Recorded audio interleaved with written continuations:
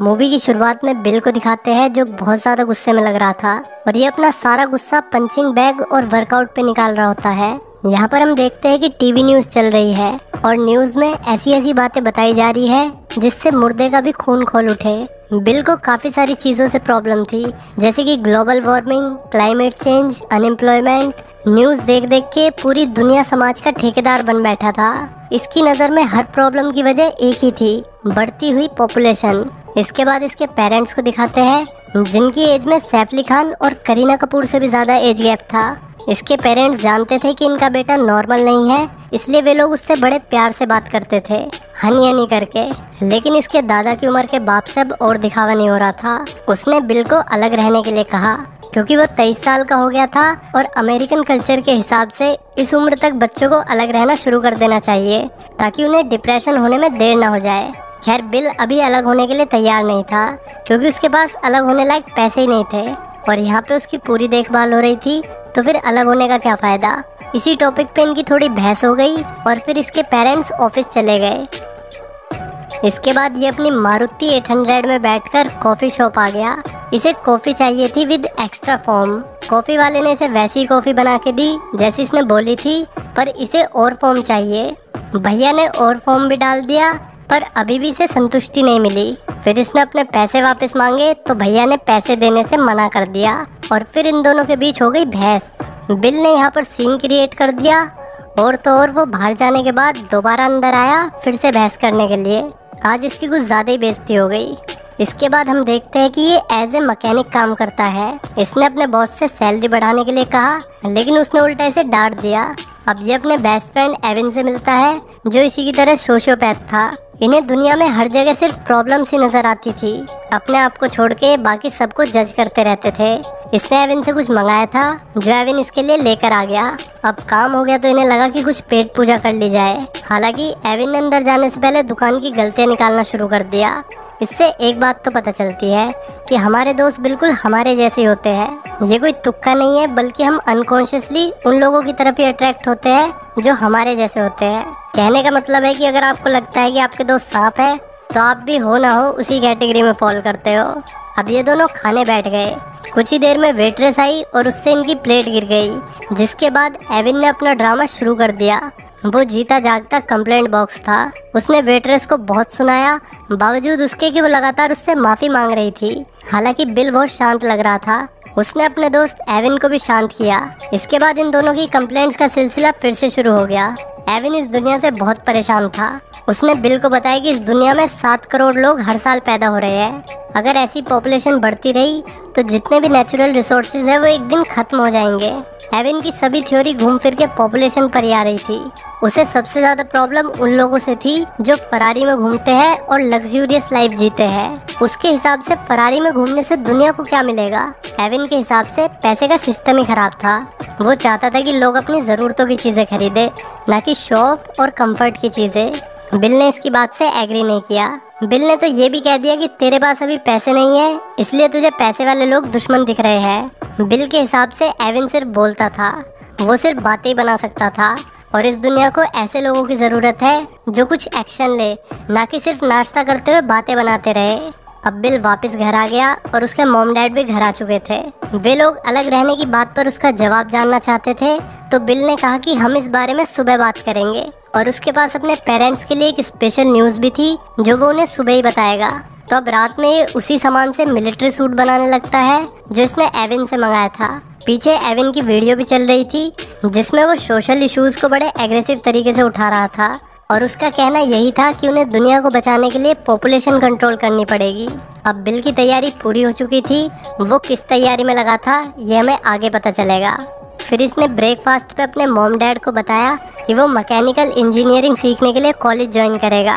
ये सुनते ही उसके पेरेंट्स खुश हो गए और इसके बाद वे लोग ऑफिस चले गए और इधर बिल काम पे लग गया। उसने बड़ी बड़ी बंदूकें लोड करी और फिर अपना मिलिट्री सूट पहन लिया जो कि बुलेट प्रूफ था। अब वो उसी सूट में बाहर आ गया और फिर अपनी मारुति 800 में बैठकर पुलिस स्टेशन के पास आ गया। वहाँ उसने पहले से एक वैन खड़ी कर रखी थी जिसको वो अपनी कार से ही कंट्रोल करने लगा। उसने उस वैन को सीधा पुलिस स्टेशन में घुसा दिया और अगले ही पल वहाँ एक बड़ा धमाका हो गया। धमाके के बाद ये तेज़ी में यहाँ से निकला और फिर बीच सड़क पर इसने मौत का खेल शुरू कर दिया। जो भी इसके सामने आया इसने उसे ऊपर पहुंचा दिया। अब पुलिस यहाँ पर आ गई। पुलिस ने इस पर गोलियां चलाई लेकिन उसका कोई फ़ायदा नहीं हुआ। और लोगों की तरह पुलिस वाले भी इसकी गोलियों का शिकार हो गए। मौत का खेल अभी भी जारी था। तभी इसे एक लड़की दिखी जो बहुत ज़्यादा डरी हुई थी। इसने उसे शांत होने के लिए कहा और इसी बीच उसने अपनी बंदूक लोड कर ली और फिर लड़की भी मारी गई। फिर ये एक रेस्टोरेंट में घुस गया और वहाँ इसने नाश्ते में सबको गोली खिला दी। तबाही मचाते हुए फाइनली उसी दुकान में आ गया जहाँ इसका सबसे अच्छा दोस्त कॉफ़ी बेचता था। अब इसने भैया से पूछी कि अब तो एक्स्ट्रा फॉर्म डाल दे झोपड़ी के, लेकिन बिल को अब वाली कॉफ़ी भी पसंद नहीं आई।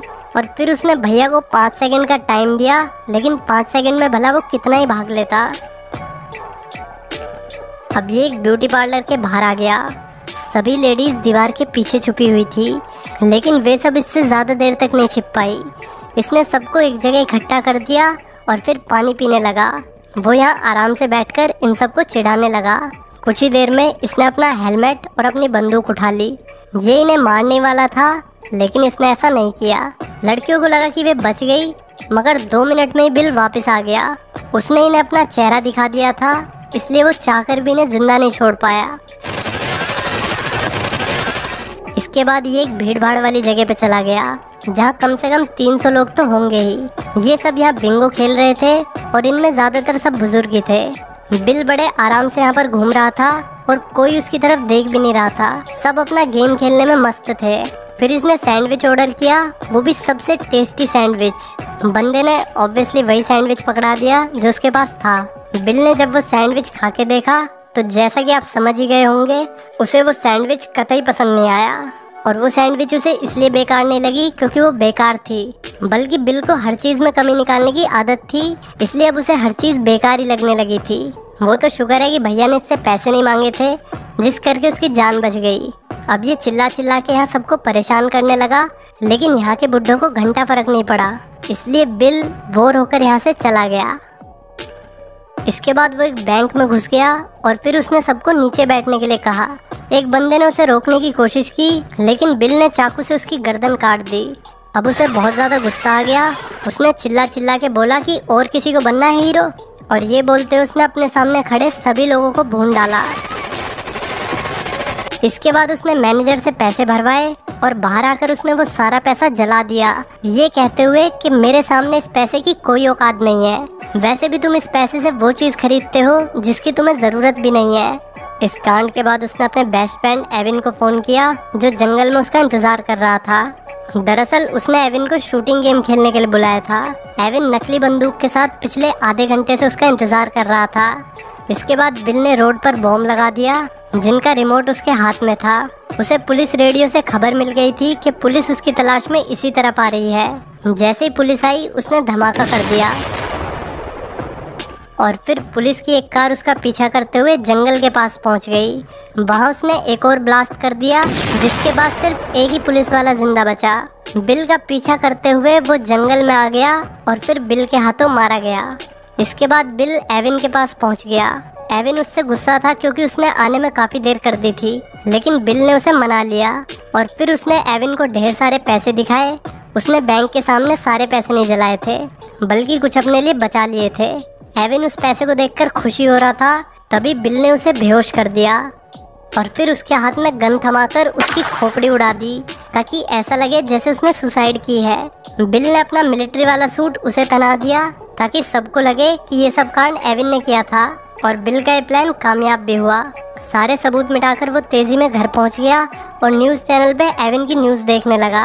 उसके माँ बाप शौक थे ये जानकर कि ये सब एविन ने किया है।